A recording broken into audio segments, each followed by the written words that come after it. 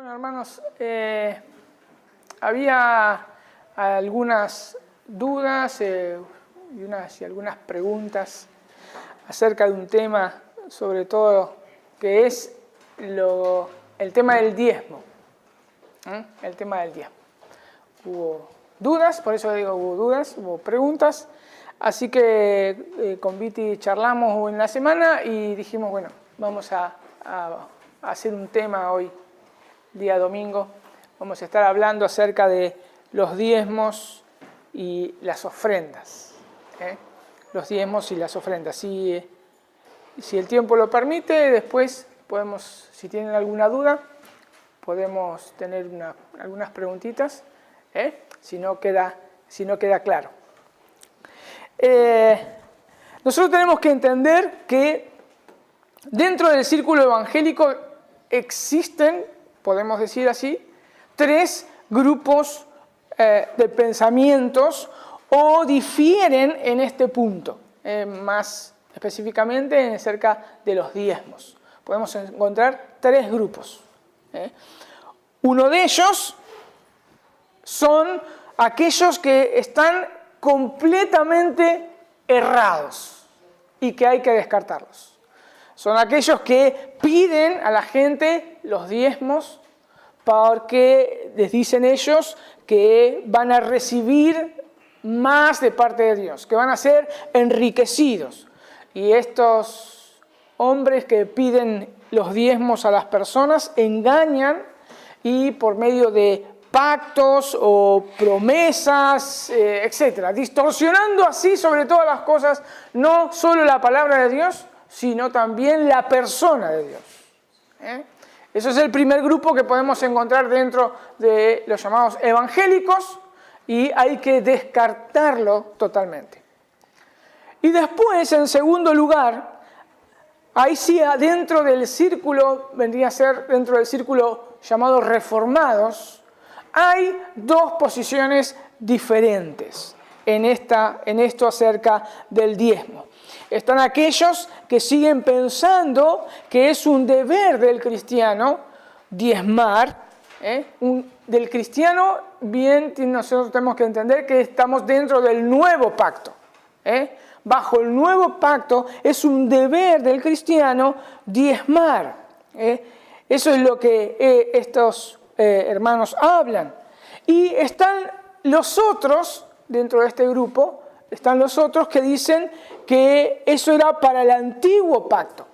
Eso pertenecía a las personas del antiguo pacto. Y que el cristiano hoy, en el nuevo pacto, no está obligado a dar los diezmos. Y este es el grupo con el que me identifico. Somos aquellos cristianos que estamos en el nuevo pacto y no estamos obligados a dar el diezmo.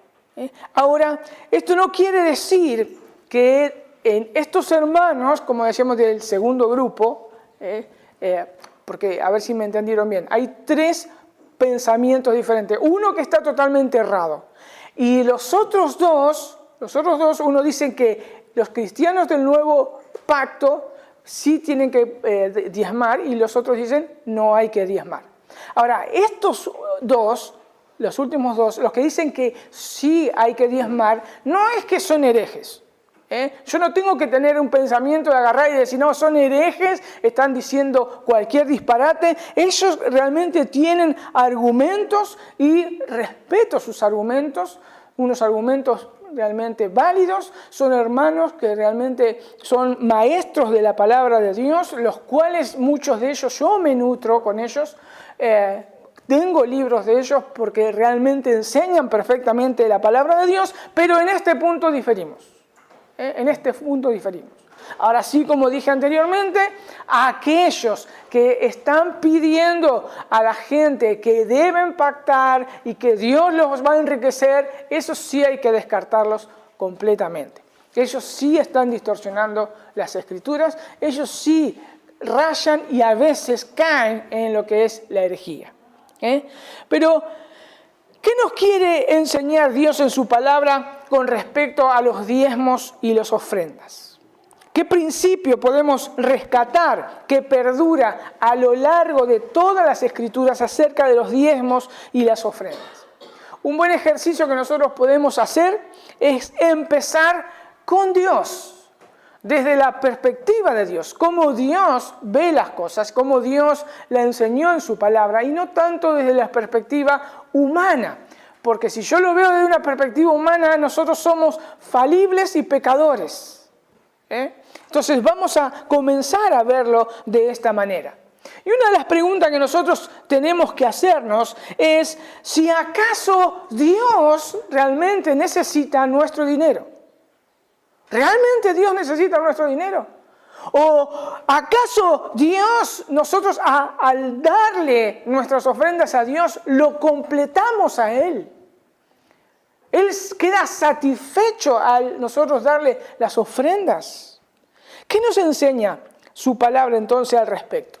Si nosotros comenzamos en el principio, Génesis 1:1, dice claramente lo siguiente: en el principio creó Dios los cielos y la tierra. Y yo sé que esto es conocido, este versículo bíblico, pero realmente esta declaración es contundente para entender a Dios. Dios es el creador absoluto de todas las cosas. Por ende, todas las cosas le pertenecen a Él. Eso es lo que me está diciendo este versículo. Pero vamos a ver otras verdades acerca de esto, acerca de Dios, que es el dueño absoluto de todas las cosas. Vayan ahí a Éxodo 19:5. Éxodo 19:5. Moisés, escribiéndole al pueblo de Israel, dice: ahora pues, si diereis oído a mi voz y guardareis mi pacto, vosotros seréis mi especial tesoro sobre todos los pueblos. ¿Por qué? Dice Dios. Porque mía es toda la tierra. Mía es toda la tierra. Si nosotros seguimos en Deuteronomio, vayan a Deuteronomio, capítulo 10, versículo 14. Deuteronomio 10:14 dice: he aquí de Jehová, una afirmación, de Jehová tu Dios son, ¿qué cosa? Los cielos y los cielos de los cielos, la tierra y todas las cosas que hay en ellas. Todo es de Dios. Pero vayamos ahí a Primero de Crónicas. Escribe ahí David. Y dice, Primera de Crónicas 29. 29:10. Primero de Crónicas 29:10. Dice así: asimismo se alegró mucho el rey David y bendijo a Jehová delante de toda la congregación. Y dijo David: bendito seas tú, oh Jehová, Dios de Israel nuestro Padre, desde el siglo hasta el siglo. Tuya es, oh Jehová, la magnificencia y el poder, la gloria, la victoria y el honor. ¿Por qué? Porque todas las cosas que están en los cielos y en la tierra son tuyas. Tuyo, oh Jehová, es el reino, y tú eres excelso sobre todo. Las riquezas y la gloria proceden de ti, y tú dominas sobre todo. Y en tu mano está la fuerza y el poder, y en tu mano el hacer grande y el dar poder a todos. Ahora pues, Dios nuestro, nosotros alabamos y loamos tu glorioso nombre. ¿Por qué? ¿Quién soy yo y quién es mi pueblo para que pudiésemos ofrecer voluntariamente cosas semejantes? Dice, pues todo es tuyo y de lo recibido de tu mano te damos. Todo es de Dios. Pero sigamos ahí en Job, capítulo 41, versículo 11. Job 41:11. Job dice: ¿quién me ha dado a mí primero para que yo restituya? Todo lo que hay debajo del cielo es mío. Es mío. Pero no solamente estos pasajes. Vamos a buscar también Salmo 24, capítulo 24, versículo 1. Salmo 24, 1. Dice el salmista, ¿qué cosa? De Jehová, nuevamente una afirmación, de Jehová es la tierra y su plenitud, el mundo y los que en él habitan. Nosotros podemos estar viendo, observando estos pasajes, la contundencia de que todo, absolutamente todo, le pertenece a Dios. Es más, Dios en una oportunidad, vayan a Jeremías 27, habla a través del profeta y él nuevamente reafirma que él es el creador absoluto de todas las cosas. Jeremías 27, 5. Jeremías 27, 5. Dice, yo hice, ¿qué cosa? La tierra, el hombre y las bestias que están sobre la faz de la tierra, con mi gran poder y con mi brazo extendido, y lo di a quien yo quise. Yo lo hice, dice Dios. Todo lo que nosotros, yo lo hice, dice Dios. Vayamos a otro pasaje más. Ageo. Si quieren buscarlo de Malaquías, 2 libros, ahí tenemos Ageo. Malaquías, Zacarías y Ageo. Ageo 2.8. Ageo 2.8. Dice, mía es la plata, mío es el oro, dice Jehová de los ejércitos. Si nosotros podemos observar, en los pasajes que nosotros vimos, es la tierra, los animales, el hombre, la plata, el oro, absolutamente todas las cosas le pertenecen a Dios porque Él es el creador. Pero no solamente eso, vayan ahí a 1 Corintios 10:26. 1 Corintios 10:26. Dice el apóstol Pablo, porque del Señor es la tierra y su plenitud. O sea que podemos ver y tenemos un montón de pasajes más afirmando que Dios es el creador. Como vemos, Dios es el dueño absoluto de todas las cosas existentes. Todo es absolutamente de Él. Las personas, los animales, cada átomo, cada molécula, cada cosa es de nuestro Dios.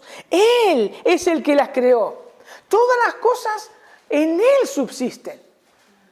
Nosotros no podemos existir por nuestra propia voluntad. Nosotros dependemos y cada cosa depende de Dios. Si Dios no existiera, nosotros tampoco existiríamos, ni nada de lo que nosotros vemos también existiría.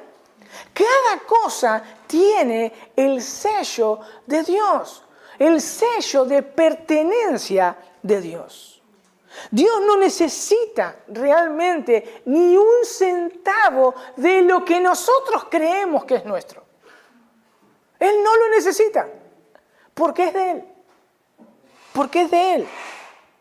Es más, el salmista Asaf escribió el Salmo 50. Vayan ahí al Salmo 50. Y realmente ahí escribe Asaf y es palabras irónicas de parte de Dios hacia el pueblo. Salmo 50, versículo 12.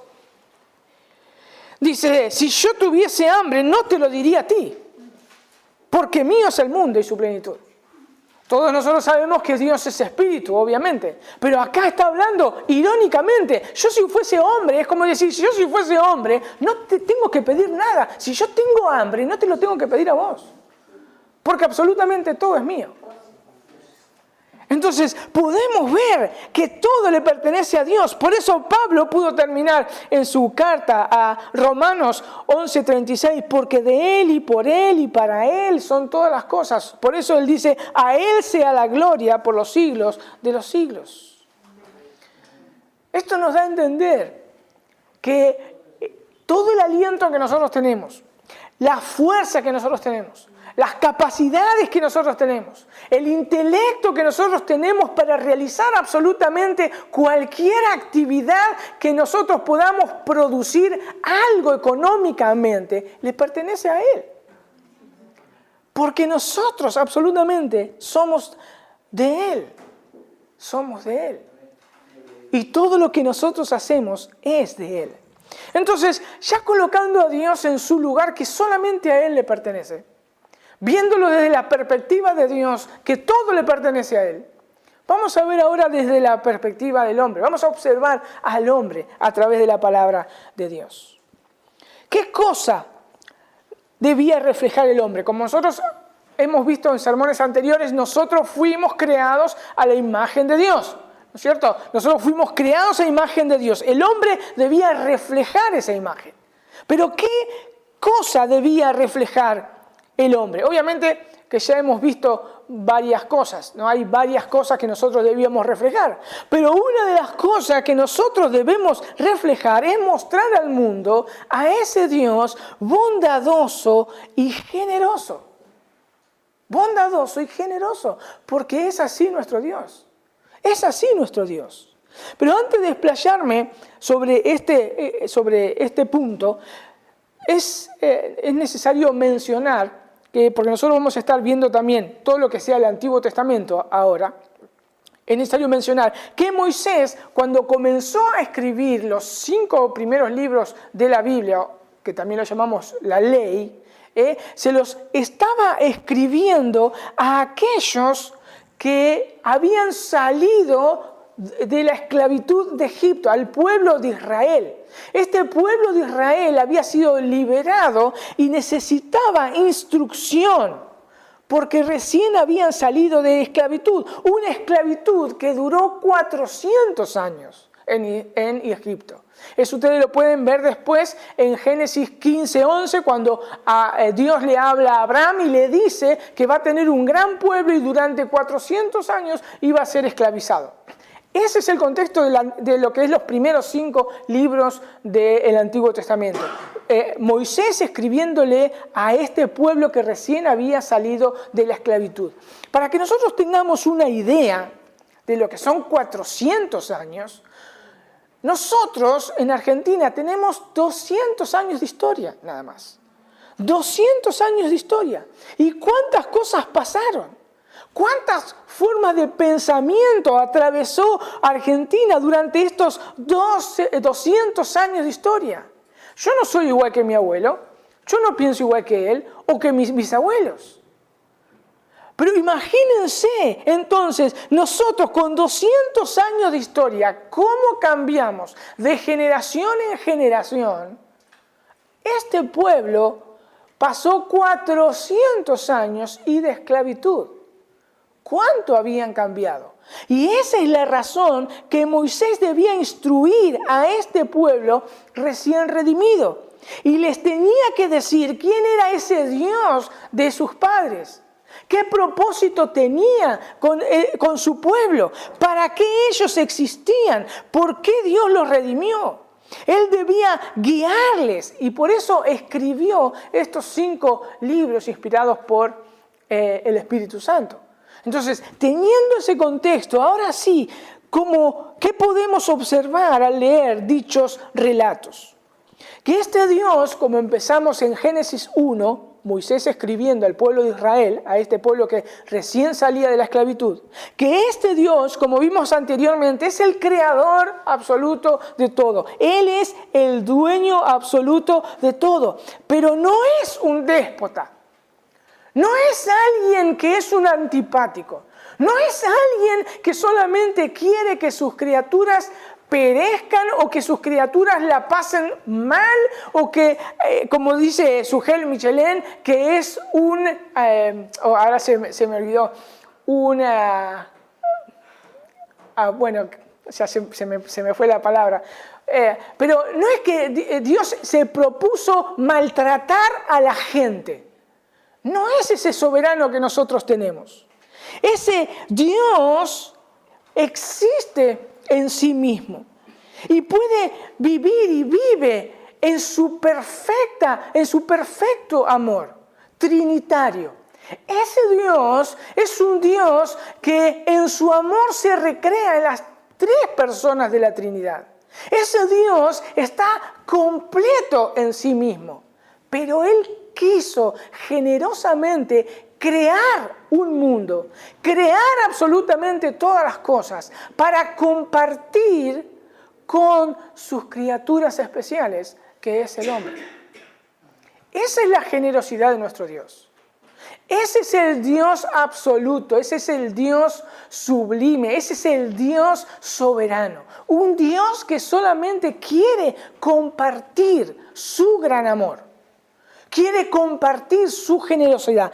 Por eso Dios creó absolutamente todas las cosas. Desde el comienzo entonces vemos que Dios es un Dios dador. Y eso es lo que Moisés le está transmitiendo a través, por ejemplo, de Génesis. Dios es un Dios dador que quiere compartir con sus criaturas. Él, obviamente, como decía recién, Él no necesita nada de sus criaturas. Nada necesita de sus criaturas. Sus criaturas a Él no lo completan. Él es completo en sí mismo. Él simplemente quiere dar de su amor bondadoso. Ese es nuestro Dios. Y este hombre y esta mujer que Dios creó debían reflejar esa imagen y multiplicarla a sus hijos. Ellos debían reflejar a ese Dios creador bondadoso que sabe compartir, que se da absolutamente todo. Pero como todos nosotros sabemos, obviamente, ¿qué es lo que pasó? El hombre, ¿qué quiso hacer? El hombre tomó su propio camino. Eso es lo que hizo estas personas. Esto es lo que hizo el hombre.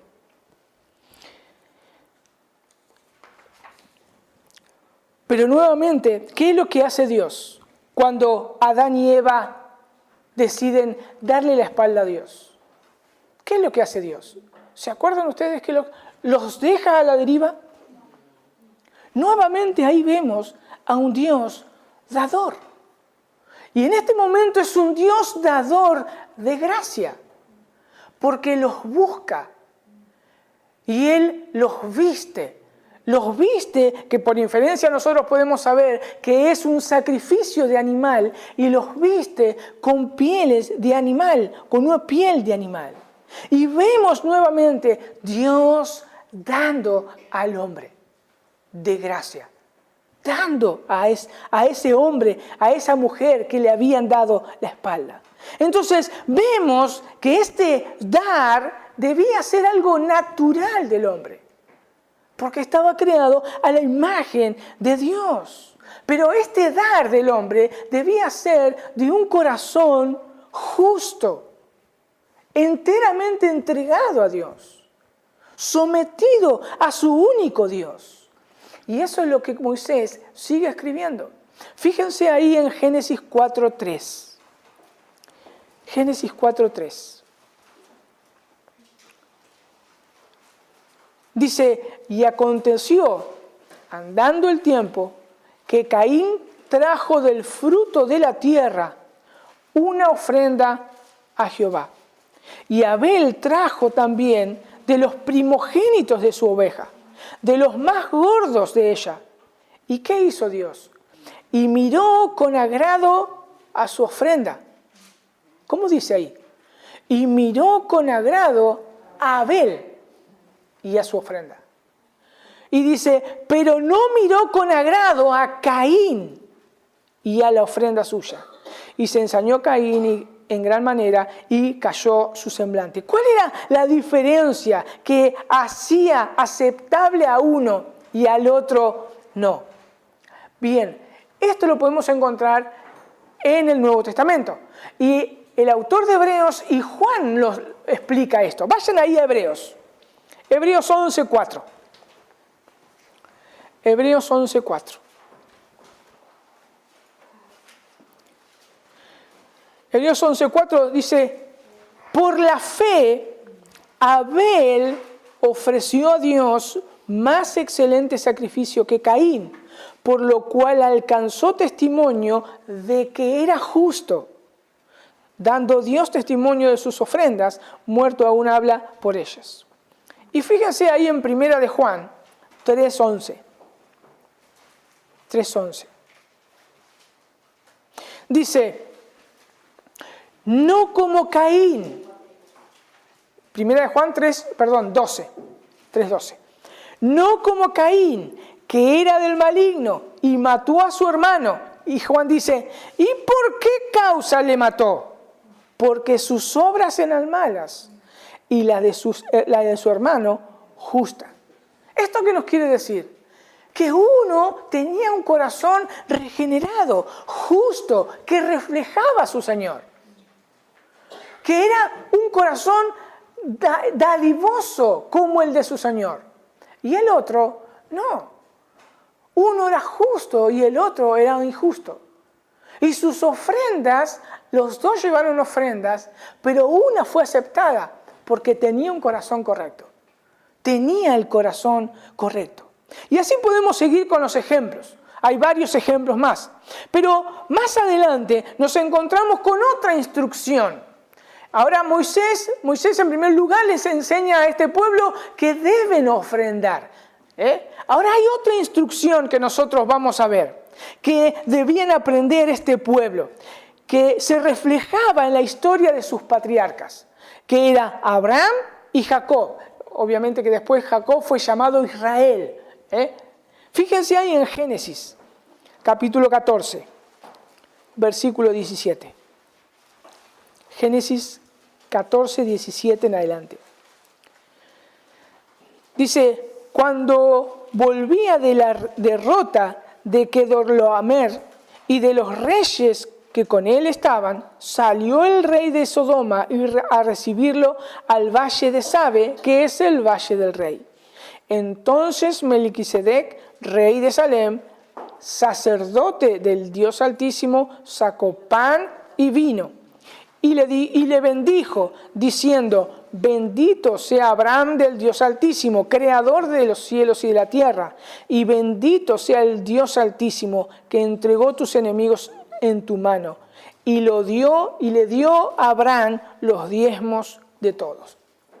Obviamente que quizás los lectores que estaban interpretando esto en esta época, debían saber qué era esto de que alguien tenía que darle los diezmos. Pero nosotros no lo sabemos a menos que alguien lo explique. Y esta explicación, por qué Abraham dio la 10ª parte del botín, la encontramos en el autor de los Hebreos. El autor de los Hebreos, fíjense en el capítulo 7, ahí nos responde por qué Abraham dio los diezmos a Melquisedec. Para que nosotros podamos entender desde el capítulo 5 al capítulo 7, el autor de Hebreos está hablando de que Cristo es constituido sumo sacerdote a través de la orden de Melquisedec. Todos los sumos sacerdotes y los sacerdotes de Israel eran constituidos a través de la orden arónica. A través de Aarón eran todos los sacerdotes, pero Cristo vino a través del orden de Melquisedec. Ese es el argumento de la carta de Hebreos, de ahí del capítulo 5 al 7. Pero acá nos explica el por qué hizo eso. Fíjense el versículo 4 de Hebreos 7. Dice, considerar, pues, cuán grande era a quien aún Abraham, el patriarca, dio el diezmo del botín. Abraham lo que hizo con Melquisedec es reconocer la grandeza de ese rey y sacerdote, que apuntaba, obviamente como nosotros sabemos, que apuntaba Melquisedec a nuestro Señor Jesucristo. Solamente una persona así era digna de recibir parte de un botín. Por eso Melquisedec, cuando ustedes ven el versículo 18 del capítulo 14 de Génesis, dice, saca pan y vino, haciendo paz con Abraham. Ese era un símbolo de hacer paz entre dos pueblos o dos personas. Este Melquisedec estaba representando a nuestro Señor Jesucristo, obviamente que nosotros lo sabemos por medio del Nuevo Testamento, pero alguien que era rey y a su vez era sacerdote, alguien con grandeza y aún hacía paz, lo que ellos hacían siempre era dar ese 10% o ese porcentaje llamado diezmo a una persona así. Y esta gente, este pueblo de Israel, había entendido esto. Esto lo había entendido. Y después nosotros tenemos otro caso, que es el de Jacob, ahí en Génesis 28. Para que nosotros podamos entender, Isaac bendice a Jacob, lo manda a tomar mujer de entre las parientes de su madre, y en el camino Jacob se duerme, entra en sueño y se duerme, como tenía sueño, se acostó a dormir. Y Dios se le revela y le recuerda el pacto que había hecho con Abraham y con su padre también Isaac. Y Jacob dice lo siguiente, versículo 18. Y se levantó Jacob de mañana y tomó la piedra que había puesto de cabecera y la alzó por señal y derramó aceite encima de ella. Y llamó el nombre de aquel lugar Betel, aunque Luz era el nombre de la ciudad primero. E hizo, fíjense, que hizo Jacob voto. Y no lo podemos perder de vista. Fue una promesa que hizo Jacob, algo que hizo Jacob con Dios. Hizo un voto diciendo, si fuere Dios conmigo y me guardare en este viaje en que voy, y me diere pan para comer y vestido para vestir, y si volviera en paz a casa de mi padre, Jehová será mi Dios. Y esta piedra que he puesto por señal será casa de Dios, y todo lo que hay, y todo lo que me diere, el diezmo apartaré para ti. Lo que había entendido Jacob era quién era ese Dios. El Dios de su padre Abraham, el Dios de su padre Isaac, y creyó en él. Y al creer en él, puso su confianza en Dios e hizo un voto. ¿Cuál fue ese voto? Diezmar todo lo que el Señor le proveyera. Fue algo que hizo Jacob con Dios. Entonces, hasta acá podemos ver que Moisés le está enseñando a este pueblo, recién salido de la esclavitud, que ellos debían saber que solo había un Dios soberano, dueño absoluto de todas las cosas, tan grande que era el único que era digno de recibir de ellos sus ofrendas y sus diezmos. ¿Por qué? Porque ellos debían entender que debían reflejar, como era un pueblo apartado por Dios, eran tesoro, un especial tesoro, como el mismo Señor le dice al pueblo de Israel. Ellos debían reflejar al mundo que también ese Dios era un Dios bondadoso. Un Dios bondadoso que creó absolutamente todas las cosas porque Él quiso. Que Dios era el dador de la vida, que Dios era el creador de la tierra, que Dios les había capacitado a cada ser humano y en especial a este pueblo para que lo pudiese representar. Que Dios por pura gracia les había concedido a ellos la libertad de la esclavitud de Egipto. Que Dios les quería dar y les dio una tierra en donde vivir y en donde representarlos. Moisés entonces les da a ellos las evidencias de cómo se habían manejado sus antecesores. Y esto ellos lo tenían que aprender. Y cómo debían representarlo en esa tierra que Dios les iba a dar, que era Canaán. ¿Cómo tenían que representarlo este pueblo? Por medio de leyes. Leyes civiles, leyes ceremoniales y leyes morales. Y dentro de esas leyes están los diezmos y las ofrendas. Así es como debían representarlo. ¿Y por qué se les mandó diezmar? Como decíamos recién, porque debían representar a Dios, a un Dios bondadoso, a un Dios que sabe dar y que da absolutamente todo por gracia, nada más. Pero veamos cuál era la función, cómo funcionaba este sistema de diezmos y para qué se utilizaba. En primer lugar, nosotros tenemos la palabra diezmo, que dice que es la 10ª parte de algo. Pero el pueblo de Israel no daba la 10ª parte de algo. El pueblo de Israel daba el 23,3%. El pueblo de Israel tenía 3 diezmos que daban. Los primeros diezmos eran aquellos que eran la semilla, el fruto, las ovejas, que se le daba a Dios y también para la mantención del templo. Eso lo pueden ver, no lo vamos a ver obviamente, es Levítico, bueno, después si quieren yo lo dejo acá y lo pueden anotar. Levítico 27 del 30 al 32, Deuteronomio 14 del 22 al 24, Segundo de Crónicas 31, 5 al 6, Nehemías 13 del 5 al 12. Ese era el primer diezmo. Después tenían un segundo diezmo que tenía que dar el pueblo de Israel, que era para los levitas. Los únicos que no tenían heredad dentro de Canaán, todos recibieron tierra de las 12 tribus de Israel, menos los levitas. Los levitas lo único que recibían era el diezmo del pueblo. Con eso ellos se sostenían, no tenían absolutamente nada más. Eso lo pueden ver en Números 18, del 21 al 24, también Nehemías 10, 38 y Nehemías 12, 44. Obviamente que también los levitas diezmaban al sumo sacerdote, ¿no?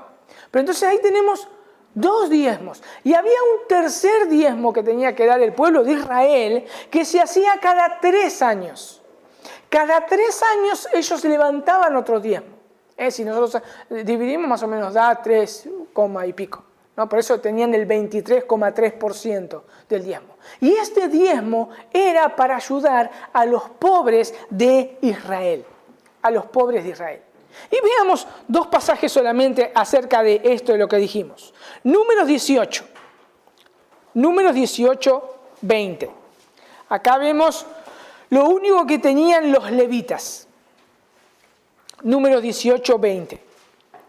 Dice, y Jehová dijo a Aarón, de la tierra de ellos no tendrás heredad, ni entre ellos tendrás parte. Yo soy tu parte y tu heredad en medio de los hijos de Israel. Y he aquí yo he dado a los hijos de Leví todos los diezmos en Israel por heredad, por su ministerio, por cuanto ellos sirven en el ministerio del tabernáculo de reunión. Esa era la herencia que los levitas tenían, el diezmo del pueblo de Israel. Y vayan ahí a Deuteronomio 14. Deuteronomio 14, 28.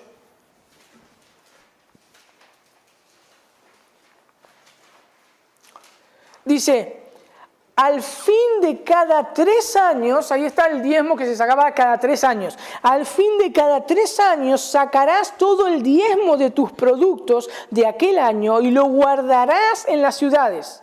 Y vendrán acá, ¿quién iba a venir? Vendrán a él, dice, el levita que no tiene parte ni heredad contigo, el extranjero, el huérfano, la viuda que hubiera en tus poblaciones, y comerán y se saciarán, porque Jehová tu Dios te bendiga, para que Jehová tu Dios te bendiga en toda obra que tu mano hiciere. Como vemos, este pueblo de Israel tenía 3 diezmos. 3 diezmos, y eran utilizados con cosas específicas. Y ese era su deber.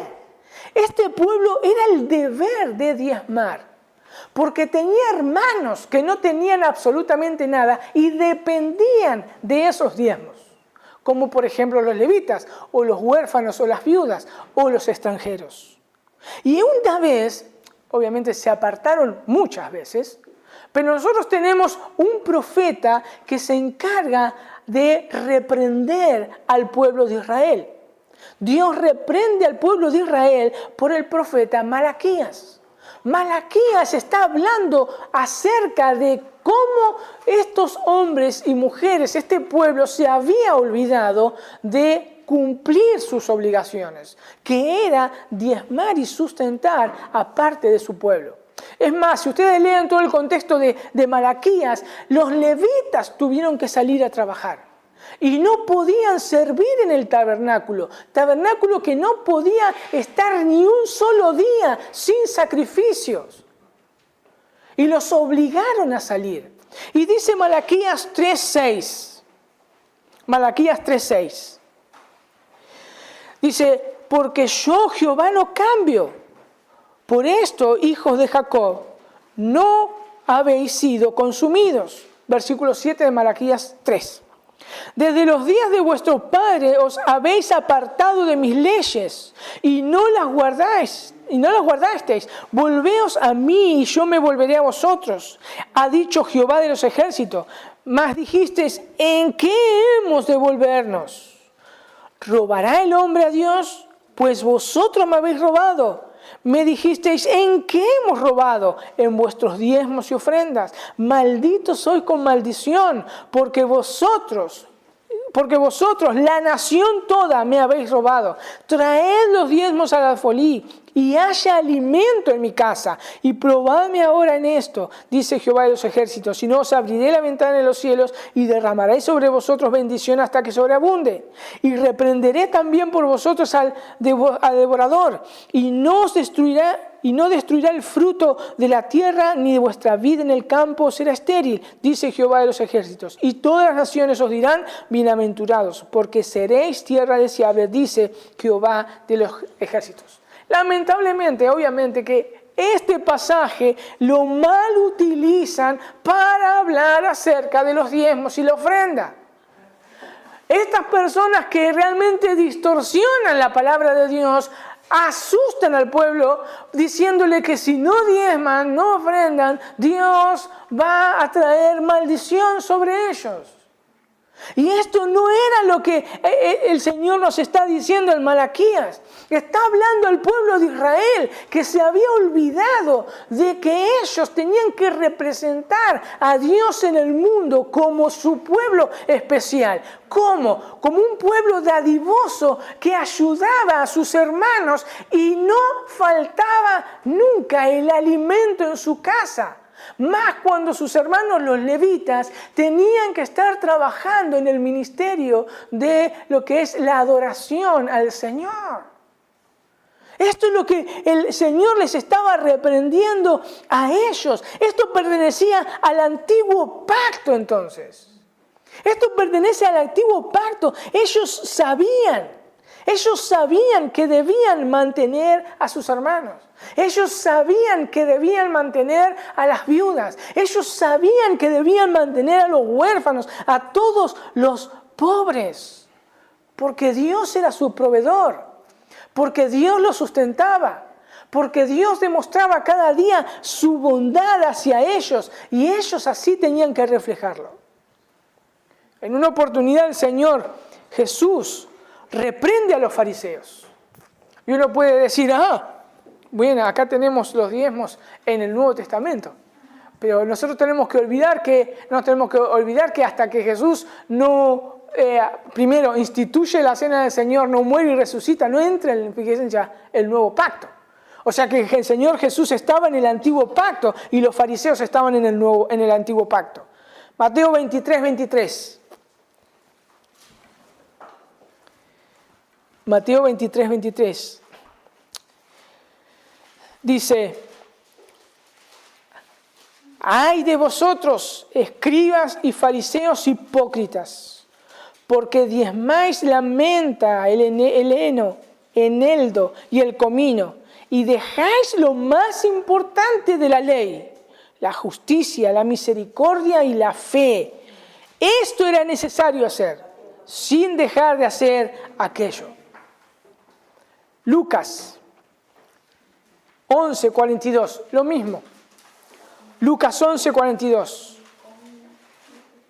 dice, mas ay de vosotros, fariseos, que diezmáis la menta y la ruda y toda hortaliza, y pasáis por alto la justicia y el amor de Dios. Estos era necesario hacer sin dejar aquello. Como vemos, obviamente, la actitud más fácil de toda persona es dar. A nadie le cuesta dar. Caín lo hizo. Caín lo hizo. Los fariseos lo hacían. Ellos lo hacían, diciendo que cumplían la ley, entre comillas. Pero ellos se olvidaban de algo esencial. Lo debían hacer con un corazón puro, un corazón justo, un corazón acorde a su Dios, que represente realmente a su Dios. Ellos se olvidaron de esas cosas. Es más, Dios se lo había dicho. Y fíjense Éxodo 25:2. Éxodo 25:2. Por eso acá tenemos de nuevo Éxodo, escrito por Moisés, esos 5 libros que tenían que saber este pueblo que había sido liberado. Éxodo 25:2. Di a los hijos de Israel que tomen para mí ofrenda de todo varón que la diera de su voluntad, de corazón. Tomaréis mi ofrenda, de corazón, de toda voluntad. Capítulo 35, versículo 5 de Éxodo. 35:5. Tomad entre vosotros ofrendas para Jehová. Todo generoso de corazón la traerá Jehová. Oro, plata, bronce. Esa era la actitud correcta. Un corazón que realmente represente a ese Dios bondadoso. Esa era la actitud correcta. El pueblo que estaba bajo la ley entonces demostró que era imposible hacer esto si no cambiaban su corazón. Esperanza que los profetas comenzaron a profetizar, que iba a venir en el nuevo pacto, Y acá en el nuevo pacto, nuevamente nosotros vemos ahora un Dios dador. Pero un Dios dador que va a dar lo más preciado, lo máximo a su Hijo Jesucristo. Por eso dice, de tal manera, porque de tal manera amó Dios al mundo que ha dado a su Hijo unigénito para que todo aquel que en él crea no se pierda, mas tenga vida eterna. Otra vez la demostración del amor de Dios hacia alguien que no lo merece. La ofrenda más cara, la ofrenda que no se puede reemplazar, la ofrenda que nosotros nunca, jamás, nadie puede llegar a dar. Cristo es la ofrenda más grande, es la dádiva más grande de nuestro Dios hacia su pueblo. ¿Hay alguna comparación realmente con eso? ¿Hay algún mísero diezmo que pueda suplir o pueda compararse con lo que Dios nos dio? No hay nada. Pero nuevamente Dios mostrando que Él es un Dios dador. El pueblo de Israel no alcanzó a mostrar a el mundo la generosidad. La generosidad que tenían ellos de parte de Dios. Un Dios dador, un Dios que proveía de todas sus necesidades, un Dios que les dio de su gracia la tierra, una tierra que ellos no tuvieron que trabajar y que tenía absolutamente todo. Ellos no pudieron hacerlo porque su corazón, muchos de ellos perecieron porque su corazón no era correcto, porque su corazón no era justo, su corazón no había sido cambiado. Por eso ahora viene el nuevo pacto, un mejor pacto. ¿Y qué nos toca entonces a nosotros que estamos en el nuevo pacto?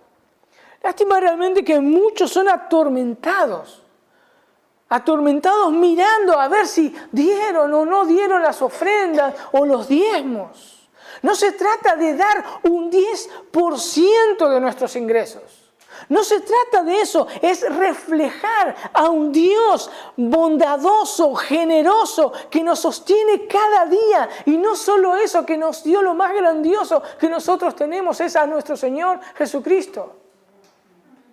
De eso se trata. De eso se trata este nuevo pueblo, del nuevo pacto. Hoy el pueblo de Dios no está obligado a dar el diezmo. El diezmo no debería ser un tormento para nosotros hoy. No tiene que trastornarnos nuestras mentes, ni tampoco debería ser el techo. Decir, ay, yo tengo que diezmar, este es el tope, yo diezmé. No debería ser eso. Si nosotros queremos tener un pensamiento correcto, el diezmo debería ser el piso donde comenzamos. Ese debería ser un pensamiento correcto, sin límite. Porque a través de nuestro Señor Jesús, Él nos liberó de nuestro egoísmo. Nos liberó de nuestra avaricia, que dice Colosenses 3:5, que es idolatría. La avaricia es idolatría. Y Él nos liberó porque nos dio un corazón nuevo, conformado y conformándose y transformándose a la imagen de su Hijo. Pablo animaba a los corintios. 2 de Corintios 8:7 dice, 2 de Corintios 8:7. Dice, por tanto, como en todo abundáis. Fíjense que estos corintios abundaban en todo. Dice, en todo abundáis, en fe, en palabra, en ciencia, en toda solicitud y en vuestro amor para con nosotros. Abundad también en esta gracia. No hablo como quien manda, sino para poner a prueba por medio de la diligencia de otros, también la sinceridad del amor vuestro. Pablo llama el dar gracia, esta gracia. Así lo llama Pablo, una gracia, es una gracia. Y lo compara con nuestro Señor Jesús, versículo 9. Porque ya conocéis la gracia de nuestro Señor Jesucristo, que por amor a vosotros se hizo pobre, siendo rico, para que vosotros con su pobreza fueseis enriquecidos. Mis hermanos, no es si debo diezmar, o cuánto debo diezmar, o si tengo que ofrendar o no tengo que ofrendar. Es reflejar ese amor de Dios por medio del Señor Jesucristo. Eso es cuando traemos nuestras ofrendas, es representar ese gran amor por medio de nuestro Señor Jesucristo. Y estos hermanos en Macedonia lo entendieron. Fíjense el capítulo, también ahí, capítulo 8, pero versículo 1. Dice, asimismo, hermanos, os hacemos saber la gracia de Dios que se ha dado a la iglesia de Macedonia, que en gran prueba de tribulación, fíjense, dice, la abundancia de su gozo y su profunda pobreza abundaron en riquezas de su generosidad. Pues doy testimonio, dice Pablo, de que con agrado han dado, conforme a sus fuerzas y aún más allá de sus fuerzas, pidiéndonos con mucho ruego que les concediésemos el privilegio de participar en este servicio para los santos. Y no como lo esperamos, sino que asimismo se dieron primeramente al Señor y luego a nosotros por la voluntad de Dios. ¿Por qué lo hicieron de esta manera? Porque conocieron el mensaje del Evangelio. Porque conocieron el mensaje del Evangelio. Y esta es la actitud correcta delante de Dios, que ve nuestros corazones. Como una vez lo vio a Abel y a Caín, que ambos trajeron ofrendas a Dios. Un corazón correcto, regenerado, justo, que representa a nuestro Dios. Pablo sigue animando a los corintios en el capítulo 9, de ahí de la segunda carta de Corintios, diciéndoles estas palabras. Por esto digo, el que siembra escasamente también segará escasamente, y el que siembra generosamente, generosamente también segará. Cada uno dice, como propuso su corazón, no con tristeza ni por necesidad, porque Dios ama al dador alegre. Dios ama al dador alegre. Den como propuso su corazón. Y poderoso es Dios para hacer que abunde en vosotros toda gracia, a fin de que, teniendo siempre en todas las cosas todo lo suficiente, abundéis para toda buena obra. Como está escrito, repartió, dio a los pobres, su justicia permanece para siempre. Y el que da semilla al que siembra y pan al que come, proveerá y multiplicará vuestra sementera y aumentará los frutos de vuestra justicia, para que estéis enriquecidos en toda, dice, para toda liberalidad, la cual produce por medio de nosotros, ¿qué cosa? Acción de gracia, produce eso, acción de gracia, porque la administración de este servicio no solamente suple lo que a los santos les falta, sino que también abunda en muchas acciones de gracia.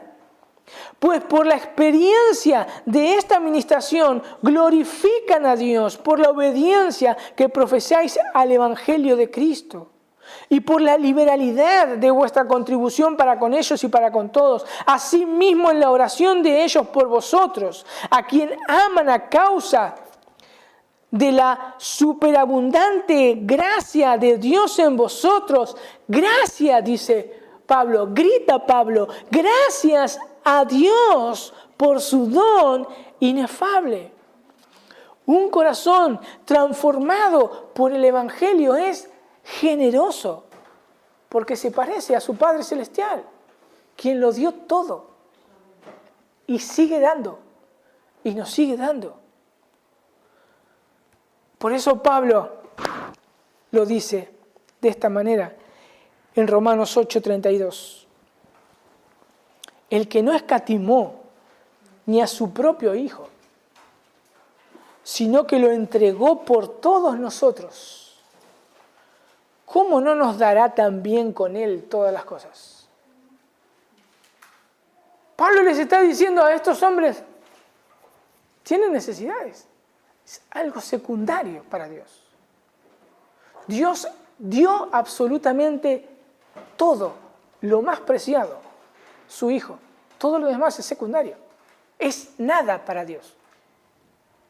Es nada para Dios. ¿Cómo no nos dará todas las cosas si Él no escatimó ni a su propio Hijo?